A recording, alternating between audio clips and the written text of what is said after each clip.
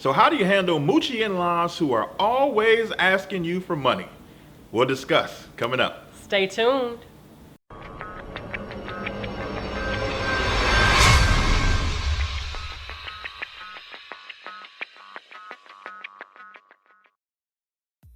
Welcome back to another Sunday night sit down with His and Her Money. I'm Talent. And I'm Ty, and we're managing money, marriage, and everything in between. So what do you do? What do you do when you have in-laws that are always asking for money? We were asked that question. That's right. And I'm going to we'll read answer. it. Yep, I'm going to read the question to you. A viewer sent us in a question, and she said, "Hi, I love you both really, how you both really cooperate with each other regarding everything. But what about Moochy in-laws who keep asking for money? In our home, only my husband works. We are a family of 3, but our in-laws are a big family of 15 people in the house, and they keep asking for money. I'm just fed up, and it breaks my heart. My husband does not earn a lot, but they don't understand. And if I don't send them money, they get angry and get rude to me and my baby. Please help advise me what to do.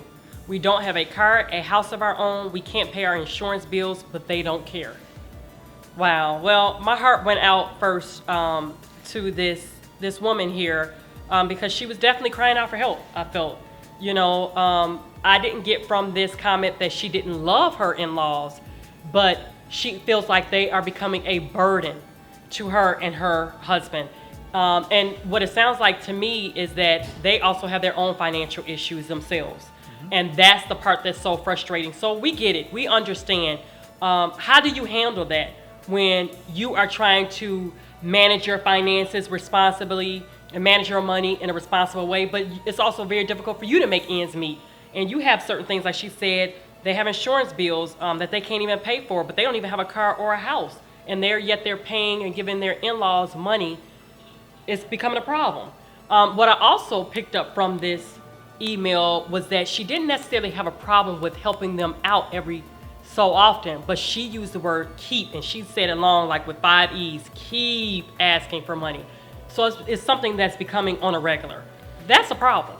I would tell you to start at home.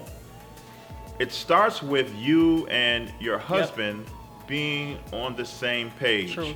It comes down to you all talking to each other, nobody else in the room, not even the kids, but you all looking face to face and saying, laying everything out. Listen, everybody keeps asking us for money, but this is our current situation. Right. This is where we're at. We can't afford to keep doing this. We need to take a stand together, because that is what will make your voices be heard, is when it's a unified voice.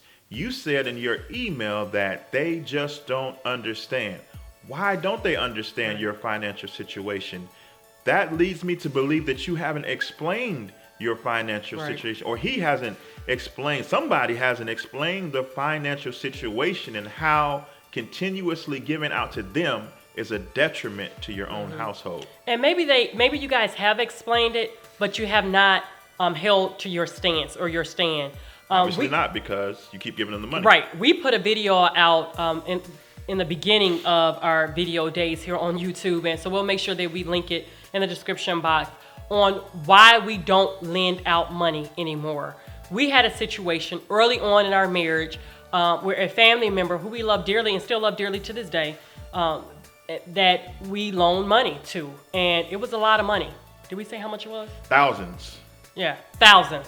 Okay, in the beginning of our marriage, and man, that was rough. We did not get the money back when we were told that we were going to get it back. Now, we did eventually. We were paid all our money, so thank God, and the relationship was not severed. But after going through that, it was very difficult on me because it was my family member, so it was difficult because I felt like I owed something to you, like, oh my gosh, this would be awful. We don't get our money back. I didn't want that to happen to you. And plus, at the same time, guys, we decided to dive into investment property. So we had 2 properties on our hand, our primary home that we were living in at that time, as well as investment property. So we weren't like flowing in with money there. We were actually spending a lot of money. And we made up in our mind from that day forward that we will never lend out money again. And it was so empowering. I don't know if you remember when we had that conversation. Absolutely. It was like we were on one accord, and that was it. It was like no bending from it. Now, guys, we can say it's been about, what, 7 or 8 years later, and we're still holding on to that same stance that we took.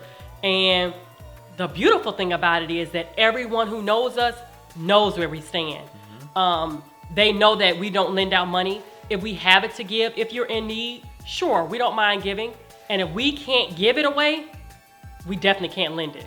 And so that is what will help you not put your family in jeopardy financially. Is looking at the dollars and cents, and family member comes and says, hey, we need to borrow $100.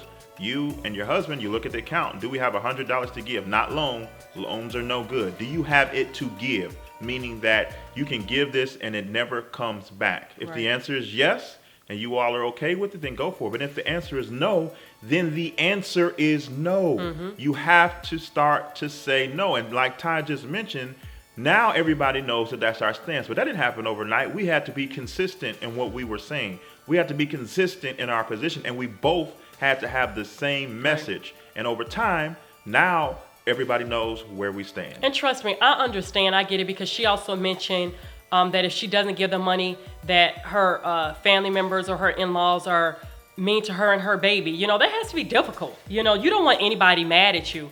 But at the same time, I question the love. Right. At the same time, you don't have to fall for that either. You know what I mean? That's not love. As long as your husband is by your side and he loves me, like, I love my in-laws dearly. Don't get it twisted. But first, God's love, and then your love. Like, that's what matters to me. So if they're going to be mad, let them be mad. You're going to have a voice in this, because you're going to have to protect your family first and foremost. It's almost like, what's the scenario if you're drowning, right? What is it? What's the one scenario? You got to save yourself first before. Oh, no. You're in an airplane. There we go. Yep. Sorry, guys. On the airplane, what do they tell the mothers or the parents? Put a mask on yourself first, and then put one on your child second. Because you have to handle yourself first so you can be able to be coherent and stuff, right? Yep. And then you'll be able to attend to your child more efficiently in the proper way. So you guys have to definitely get your financial, family, and situation, get that in order. Hey, we can go to the Bible right quick, and it says that a man will leave his mother and father and cleave to his wife, meaning that you are to separate from your family and cleave and cling and connect with your wife. And if that connection is not firm and not rooted, then you can't go and try and get back to mom and dad, make sure mom and dad are happy when your wife or your husband isn't happy. Your first priority is your spouse and your household that you live in, that you're responsible for, before you start worrying about anybody else's household. If they mad at you, then let them be mad. I'd rather have people outside my home be mad at me than my home be shattered financially. Love that. Well, guys, we would love to hear your feedback. Please leave a comment in the comment section below. Let us know what your thoughts are, and if you've had any Moochy in-laws or family or friends or whoever, and how did you handle that situation?